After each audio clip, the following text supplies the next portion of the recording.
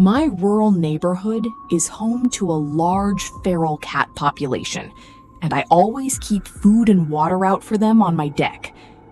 Last spring, I woke up in the middle of the night to use the bathroom. I sat down to pee and looked out the window, which has a clear view down over the deck. Looking down at the deck, I saw a large figure at one of the bowls. I was half asleep, and it was quite dark, though there was some ambient light from our garage. And at first, I thought it was a raccoon, or a giant skunk, or maybe even a coyote. Then, with the most skin-crawling sense of horror, I realized it was a human man, crouched on all fours, eating cat food out of the bowl with his mouth. I whisper yelled to my husband, with, I guess, enough panic in my voice that he immediately got up and came into the bathroom without asking why I was whisper yelling for him at 2 a.m. and kind of spluttered and pointed out the window.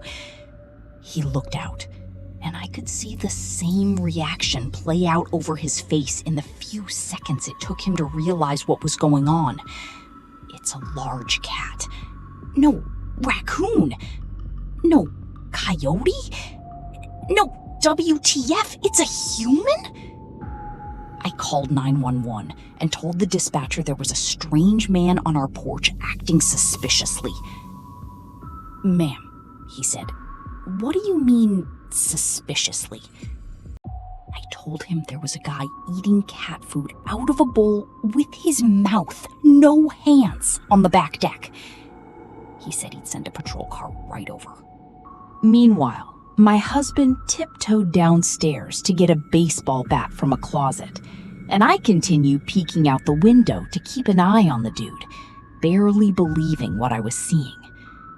At some point, I suppose he must have stopped eating. There wasn't that much food out to begin with, and unless he was eating kibble by kibble, he would have finished very quickly. But he remained in the same hunched, crouched position over the bowl, the back of his head and his face obscured by the hood of his sweatshirt. After what felt like hours, but was actually more like 5 or 6 minutes, we saw headlights approaching from down the road. Our visitor must have seen them too, because he got up, easy as you please, walked off our deck, and disappeared into the shadows at the edge of the yard. We had a cruiser parked in our driveway for the rest of the night and the next morning, installed motion-activated lights and a camera.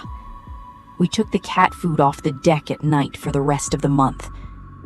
We haven't had an unwelcome visitor again, but I will always be afraid of looking out the window in the dark and seeing a man instead of a cat.